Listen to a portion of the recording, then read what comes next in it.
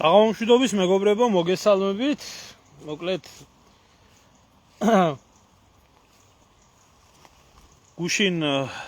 საინტერესო ლაივი მქონდა. აი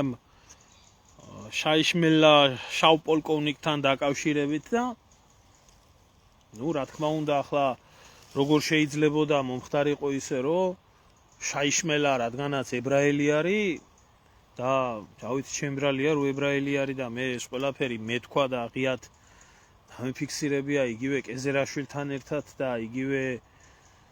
ივანაშვილთან ერთად რო არ შემომსეოდნენ მთელი ეს ტურები და არ დაეწყოთ ახლა ცივილკივილი შენ ებრაელებთან რა გინდა შენ ებრაელებს რას ერჩი და ასე ისე არაფერს არ გირჩით ვიძია წადით ამ ქვეყნიდან დაგვანებეთ თავი მოგვეშვით. წაიყვანეთ თქვენი კეზერაშვილი, წაიყვანეთ თქვენი შაიშმელაშვილი, წაიყვანეთ თქვენი ივანაშვილი და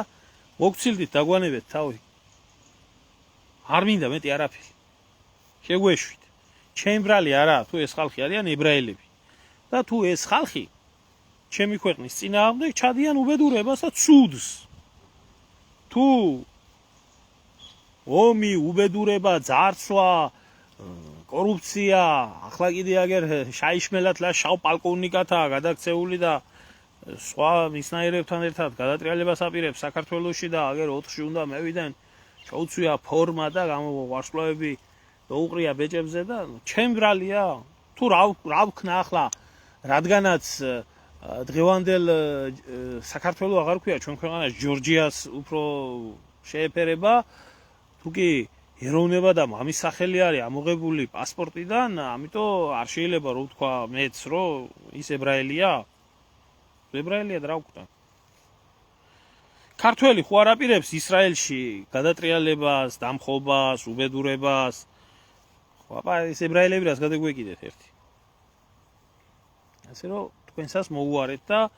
თქვენსაც მიხედეთ და ჩვენ დავანებეთ თავი რა. გუშინ ბევრი ის იყო შემოსული კომენტარებიც და მე ბევრმა მომწერა კიდე რომ რადგანაც ახლა ამ საკითხს ეხება საქართველოს-პალესტინის ურთიერთობები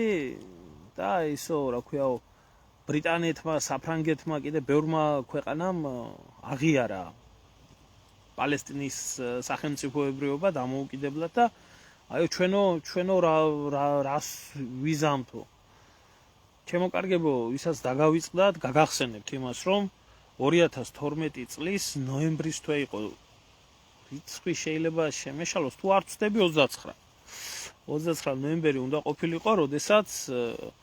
მაშინდელმა ახალმოსული ხელისუფლება იყო ქოცების თუ ნაცქოცების ჯერ მიქსი იყო. გაეროში დაუჭირა მხარი პალესტინის როგორც დამოუკიდებელ სახელმწიფოდ აღიარებას, ასე რომ ამაში ახლა ეს ხალხმა უბრალოდ არ იცის, ამაში ახლა სასწაული და ახალი არაფერი არა ეს უკვე მოხდა და საქართველოს სახელმწიფო აღიარებს პალესტინის სახელმწიფოს და გაზრდილი არის მისი სტატუსი როგორც გაეროს წევრის სტატუსი, რა ვიცი თუ საერთოდ რამეს ნიშნავს ჯერჯერობით ეს გაერო და რამეს წარმოადგენს ბოლო დაახლოებით 27-28 წელიწადი არის გაეროს მანდატი და თვითონ გაეროს ფუნქცია საერთოდ რა ვიცი უბრალოდ პრესსამსახურად და ტრიბუნათაა გადაქცეული, თორე გაერო როგორც ასეთი ქმედითი ორგანიზაცია უკვე დიდი ხანია აღარ არის. მაგრამ ისეთი ორგანიზაცია ვერც ელევიან, ვერც ახალს ქმნიან და არსებულიც არ არის ისეთი მოქმედი, როგორიც იყო თუნდაც საბჭოთა კავშირის დროს,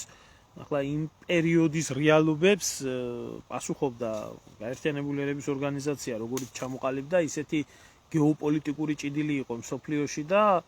იყო აქეთ საბჭოთა ბანაკი და იყო დასავლეთის ბანაკი, თავთავიანთი ასე რომ ვთქვათ საბჭოთა კავშირის შეერთებული შტატების მეთაურობით, შემდეგ ჩინეთი იქნა დამატებული და ბალანსირდებოდა მსოფლიო ესე წესრიგი და რაც საბჭოთა კავშირის დანგრევა და საბჭოთა ბანაკის რღვევა მოხდა, გაერომაც როგორც თავისი ასე რომ ვთქვათ თავისი ფუნქცია ნელ-ნელა დაკარგა. პირველად ეს ყველაფერი იქნა გამოხატული 90-იანი წლების კონფლიქტებში, როდესაც ყოფილი საბჭოთა კავშირის ქვეყნები, ყოფილი სოციალისტური ბანაკის ქვეყნები იქნენ ჩართული ეთნოკონფლიქტებში ერთმანეთის მიმართ.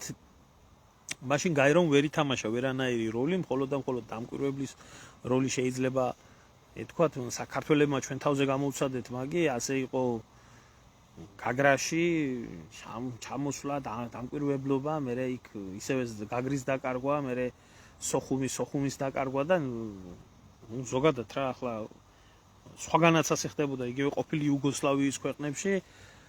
სადაც ვითომ რაღაც ფორმით თამაშობდა გაერო როლს, მაგრამ როდესაც საქმეზე მიდგა და აი უშუალოდ უკვე სერბეთის საკითხი იყო დამდგარი, აქ შემთხვევაში გაერომ საერთოდ დაკარგა ფუნქცია, იმიტომ რომ გაეროში შეტანილი რეზოლუციები, რომელიც ითვალისწინებდა გაეროს მერვე პუნქტის გამოყენებას, ანუ ძალით მშვიდობის დამყარებას იუგოსლავიაში, როცა იქნა დაბლოკილი, ნატომ და დასავლეთის ქვეყნებმა არაფრად ჩააგდეს ეს ყველაფერი და დაიწყეს მაშინ სამხედრო ოპერაცია სახელწოდებით სამოკავშირეო ძალა, რომელმაც მიწასთან გაასწორა სერბეთი, მოწყალოდ დაბომბეს, არ დაინდეს არც მშვიდობიანი მოსახლეობა, არც სამხედრო ობიექტები და აიძულეს სერბეთი კოსოვოდან გამოეყვანა ჯარები, რომელშიც შემდეგ ჩადგა გაეროს მანდატით კუფორი, ეგრეთ წოდებული კუფორი, რომელიც სინამდვილეში ოკუპაციის ფორმა მიიღო ამ ყველაფერმა მერე, ნატოს ჯარები იყო ძირითადად და შეიქმნა მერე დამოუკიდებელი კოსოვო. ამით უკვე დასრულდა საბოლოოდ ახალ რეალობაში გაეროსი როგორც ქმედითი ორგანიზაციის საკითხი, ამიტომ იყო შემდეგ უკვე 2007 წელს უკვე, როდესაც მიუნხენის უსაფრთხოების საკითხზე განაცხადა პუტინმა, იმიტომ რომ ამ ყველაფერს მოყვა შემდეგ ერაყში შეჭრა 2003 წელს ამერიკელებიდან გაეროს სანქციის გარეშე და უამრავი სხვა სამხედრო ოპერაციები, რომელიც არაფრად არ ჩააგდო დასავლეთმა. და ამაზე იქნა შემდეგ აგებული ახალი ჯერ კიდე უწესრიგო სამყარო, რომ გაერო ქმედითი ორგანიზაცია არ არის და გაერო რო ქმედითი ორგანიზაცია არ არის, ამას ისრაელი ამტკიცებდა ყოველი თავისი არსებობის მანძილზე. იმიტომ რომ გაეროს რეზოლუციები საერთოდ ფეხებზე ეკიდათ, საერთოდ არ ასრულებდნენ, მიუხედავად იმისა, რომ ახდენდნენ გასწორებას მიწასთან პალესტინის და ღაზას სექტორის და მოსახლეობის და არის 10,000-ობით რეზოლუციები მიღებული ამ საკითხთან დაკავშირებით, დღესაც არის სხვათა შორის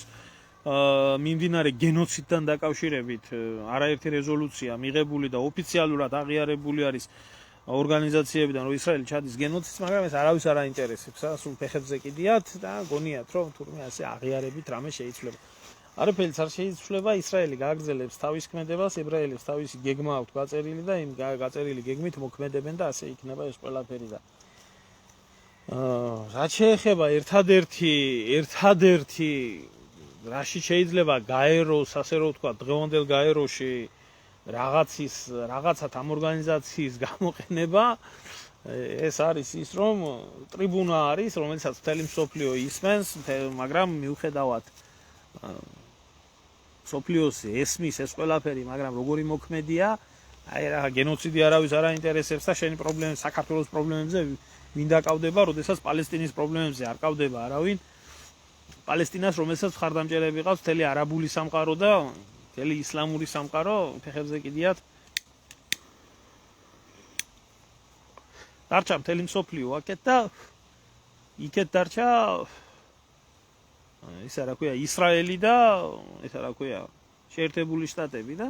არ აინტერესებთ არავის არაფერი, მაინც მისას აკეთებენ. ახლა საქართველოს მიმართ ვინ რას გააპარტყუნებს, მაგრამ ჩვენი ყაველა ხო იქ წასული არის. წასულია ყაველა, დიდი და ის რა ქვია ბოჭორიშვილის გოგო ყოფილა კიდე წასული და დიდი რეჩი იქნება მორტყმული და აქედან ღია წერილით რომ მიმართა ტრამპაცუმპას, რომ ისო რა ქვიაო, რა ქვია რა ვიცი მე პასუხი არც საელჩოდან გამოსულა და არც იმიდან ახლა გაეროს ტრიბუნიდან მიდი ყაველოღლი და გამოაცხადი ახლა გაეროს ტრიბუნიდან რომ შენ მიმართე ამერიკის პრეზიდენტს და ამერიკის საელჩოდან და არც ამერიკის იმიდან რა ქვია სახელმწიფო დეპარტამენტიდან და არც თვითონ ტრამპიდან პასუხი არ მიგიღია არაფერი და მაგერ ახლა გეიგონებს მთელი მსოფლიო და იქნება რამე ჩაგაგდონ შესაწყალო და იქნება გიპასუხონ შეიძლება შეგხვდეს სადმე და თავი მოაბრუნოს იმან ტრამპმა და აი ტრამპმა დაინახა ხელი თუ ჩამოგართვა უკვე ხო კოცები აწყობილები იქნება საერთოდ თანამედროვე მსოფლიო და თანამედროვე სამყარო ჯერ კიდევ ვერ გააცნობიერეს რა ვიცი საქართველოში ვერ გააცნობიერეს და ვერ გააცნობიერება ისეთმა ადამიანებმა რო კითხო ვითომ პოლიტიკასთან აქვს შეხება დღევანდელი სამყარო არის ძალის პოლიტიკა გააქვს ძალა ყოველთვის ასე იყო სხვათაშორის სტალინმა საერთაშორისო სამართლის საკითხებთან დაკავშირებით გააუქმა ბევრ რაღაცაზე საბჭოთა კავშირის როგორც ასეთი პასუხისმგებლობა იმიტომ რომ აზრი არ აქვს საერთაშორისო სამართალს არ ფუნქციონირებს და იქედან გამომდინარეო არის ძალის სამართალი ჩვენ გვექნება ძალა შევინარჩუნებთ ევროპაში ჩვენს და აზიაში ჩვენი შეიარაღებული ძალებით შვიდობას და ძალთა ბალანსის დაცვას გვცემენ პატივს არ გვექნება ასე არავინ არ გვცემს პატივს და ის იყო 100%-იანი მართალი დღევანდელი სამყარო არის ძალის პოლიტიკა რო არის ამას რა თუნდა ლაპარაკი აგერ კიდე ისრაელს მოუბრუნდები გენოციდს ახორციელებს და კაციშვილი არა პასუხისგამცემი აი მთელი მსოფლიოს სპორტსმენები უკვე აი იქამდე ესპანეთის ნაკრებმაც განაცხადა და ესპანეთის ნაკრების საერთოდ ფედერაციამაც განაცხადა რომ ჩვენ თუ ისრაელი ითამაშებს გააგრძელებს ამ ყველაფერს რაც ხდება და ისრაელს არ შეუჩერებთ საერთაშორისო ტურნირებში მონაწილეობის უფლებას ესპანეთის ნაკრები არ მიიღებს მსოფლიო ჩემპიონატზე მონაწილეობას ისე უამრავმა სპორტსმენებმა გამოაცხადეს რომ ქვეყანა რომელიც ჩადის ასეთ უბედურებას არ შეიძლება მონაწილეობდეს აგერ რუსეთი ომობს უკრაინაში და რუსი ფეხბურთელები და რუსი სპორტსმენები არცად არ მონაწილეობენ და დროშის ასე რომ ვთქვათ გარეშე და ჰიმნის გარეშე თუ ვინმე მონაწილეობს მაგრამ აი ისრაელს და ებრაელებზე როცა მიდგება საქმე აი ებრაელებზე თურმე ყველაფერი შეიძლება და ებრაელებზე ყველაფერი დაშვებულია თუნდაც გენოციდს ახორციელებდეს და ქართველებზე რო ერთი რაღაცა მოხდეს აგერ 2008 წლის ამბავი იყო და ჩვენ გვადანაშაულებდათ სადა ქვეყანა ყველაფერში რომ ჩვენს ტერიტორიაზე მიმდინარე ომში მართალია სააკაშვილი ავა პროვოკაციას და მონაწილე იყო იმ გეგმის რა გეგმაც განხორციელდა მაგრამ სამართლებრივად ომი საქართველოს ტერიტორიაზე მიდიოდა და საქართველოს დაადანაშაულეს ყველაფერში იქნებოდა ეს ევროკავშირი ევროსაბჭო თუ გაერო თუ სად იქნებოდა ყველგან აქეთ გვდებდნენ ბრალს და ანუ გააქვს ძალა აკეთებ ამ ყველაფერს ისევე როგორც აქვს რუსეთს ძალა აკეთებს აგერ უკრაინაში რაც უნდა კაციშვილი არ არის პასუხისგამცემი არ არის ერთი ადამიანი ვერ გაცემს ამ ყველაფერს პასუხს გამომდინარე იქედან რომ აქვს ძალა მისი სამოქმედო ზონაა და იქცევა ესე როგორც თulis საჭიროდ აგერ დაირღვა ეხლა სადა ქვეყანა რომ იმას რა ქვია წიოდა და კიოდა მახსენდება სხვათა შორის ეს ისეთი პერიოდი არის ახლა რუსეთთან მიმართებაში 2008 წლამდე რო იდგა, ანუ ევროპის ქვეყნებს ისეთი ვდგათ 2008 წლამდე რო იდგა საქართველოს რუსეთის ურთიერთობებში, როდესაც რუსეთს როცა მოუნდებოდა არღვევდა საქართველოს საჰაერო სივრცეს, როცა უნდა და ჩამოყრიდა ბომბებს და ეს იყო გამაფრთხილებელი მანევრები, რომ თუ იქნებოდა ომი ისინი აუცილებლად ჩაერთვებოდნენ ამ იმაში და ჩვენთან თბილისში წიოდნენ და კიოდნენ მხოლოდ და მხოლოდ იმ ამბით, რომ კაციშვილი ესე იგი თურმე ვერ გაბედავდა საქართველოში შემოჭრას ერთადერთი მიზეზის გამო რომ ჩვენთან ერთად იყო საერთაშორისო ორგანიზაცია. აი ახლა ზუსტად იგივე ხდება იგივე პოლონეთის მიმართებაში, ზუსტად იგივე ხდება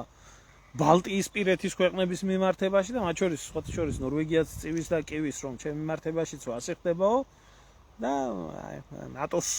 ის მოიწვიეს შეკრება რომ აი თურმე რუსეთი რაც უდი არის პოლონეთში თურმე დრონებს საფრენს, იქ თურმე ესტონეთის საჰაერო სივრცეში შეფრენილა რუსული გამანადგურებელი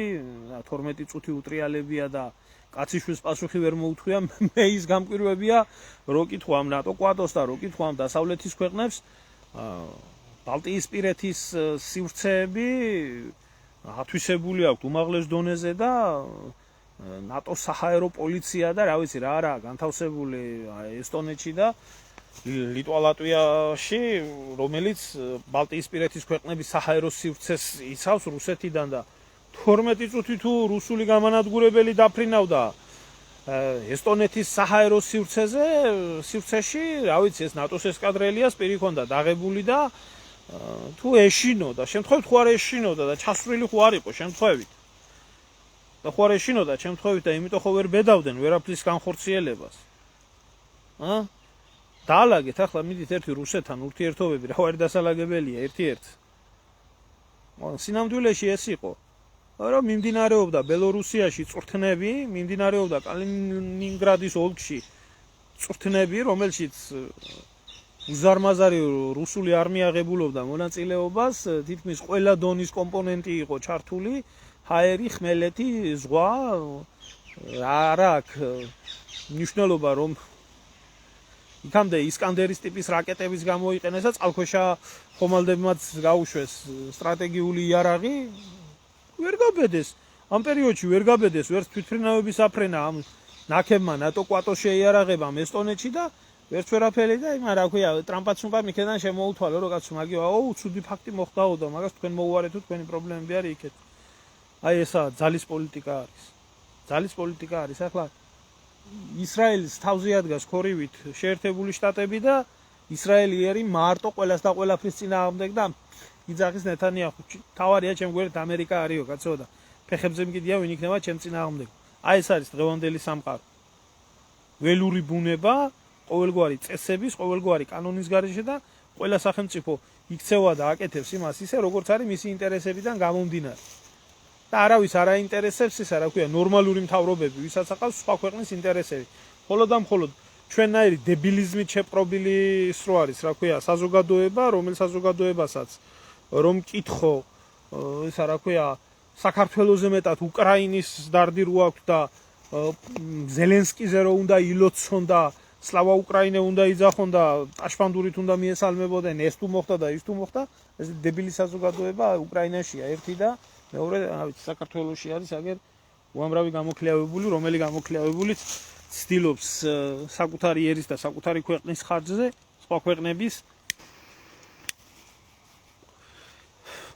სხვა ქვეყნების ინტერესი გაატაროს. სხვათა შორის,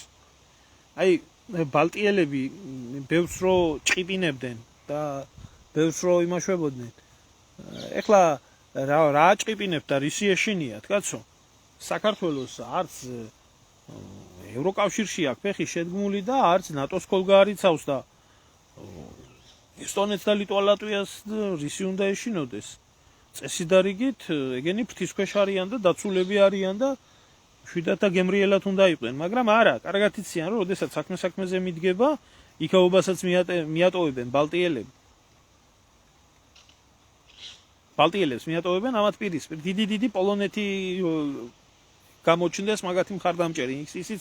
იმიტომ რომ თავისი ინტერესებია თუ არა სხვა არავინ არ მოიკლავს რუსეთთან ომისთვის თავს და ამისთვის უნდათ საქართველოს და ამისთვის ჭირდებოდათ ეს დებილი ბიდლა მასა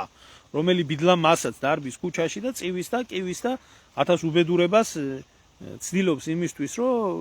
არეულობა შემოიტანოს და აგერ 4 მოდის აგერ და ახლა მთელი ევროპა იქნება საქართველოს მხარდამხარ და ამათ მხარდამხარ და რა ვიცი ნახოთ აბა საინტერესო ფეიერვერკები შეიძლება დამართონ ამ ქვეყანას და რა ვიცი დიდება ისრაელს მერე იძახონ დიდება ისრაელს ებრაელებს უკვე დაწყობილი აქვს კარგად ქართველ მოკითხო ქართველ ებრაელებს საქმე ბიჭო კიდე მე ვარ ამაში დამნაშავე ამით დავიწყე ლაივი და ბოლოსკენ ახლა ამით მინდა წავიდე და ერთი რაღაცა მინდა კიდე ერთხელ გითხრათ რა კიდე ერთხელ გეუბნებით მე ვარ დამნაშავე შაიშმელაშვილი თუ ებრაელია და ასე იქცევა შავი პოლკოვნიკობა რო უნდა და გადატრიალება და ხუნტობა და ესა რა ქვია ხელისუფლებაში მოსვლა ესა პოლკოვნიკური რეჟიმით ჩემბრალი არის კეზერაშვილი თუ არის ამ ყველაფერში ჩართული და თუ კეზერაშვილის ინტერესი არის ქვეყანაში უბედურება დაატრიალოს ივანიშვილის თქვენი პოლიტიკის გამტარებელი და როცა ჭირდებოდა ძალიან შეინჭირიმე შენ გენაცვალე გაქვთ ერთმანეთში დაგვანებეთ თავი ამ ებრაელებმა რა და მიხედეთ თქვენ იმას რა ქვია მიხედეთ თქვენ ქვეყანას უამრავი პრობლემები გაქვთ და იმას შაიშმელაშვილს და კეზერაშვილს მოუწოდებ ეს კეზერაშვილი ისრაელის ჯარს რო გამოექცა და ისრაელის დეზერტირი რო საქართველოში თავდაცვის მინისტრი გახდა, წადი ბიძი, ახლა და მოკიდე შენ ფულს და შენ მომხრეებს ხელი და ეგერ ჩადეთ და ისრაელს დაუდექით გვერდით და ებრაელები ხართ და იუმეთ თქვენი ქვეყნისთვის.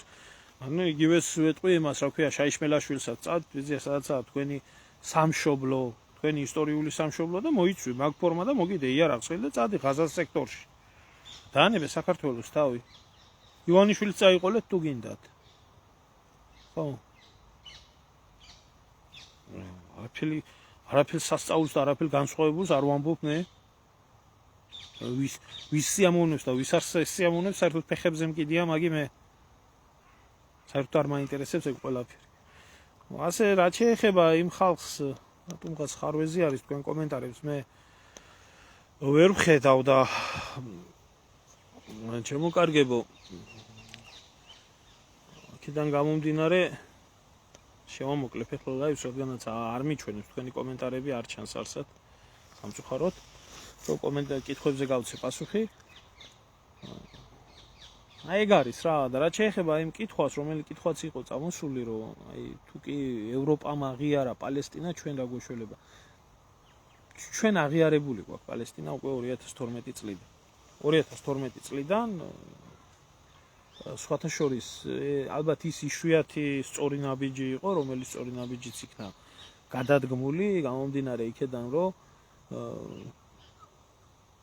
ინფორმაცია არსებობდა იმის შესახებ, რომ პალესტინის ადმინისტრაციას შეიძლებოდა ეღიარებია აფხაზეთი და სამაჩაბლო, იმიტომ რომ ჰამასი ხარდაჭერას ახორციელებდა აფხაზეთის და სამაჩაბლოსი 2008 წლიდან, ჰამასი თვითონ ორგანიზაცია, რომ პალესტინის ხელისუფლება და ამის საპირწონეთ იძულებული, თორე ესენი არც ან სინდისიდან, ან ნამუსიდან, რამიდან გამომდინარე კი არ აღიარეს. აქედან გამომდინარე იძულებულები გახდნენ იმისა, რომ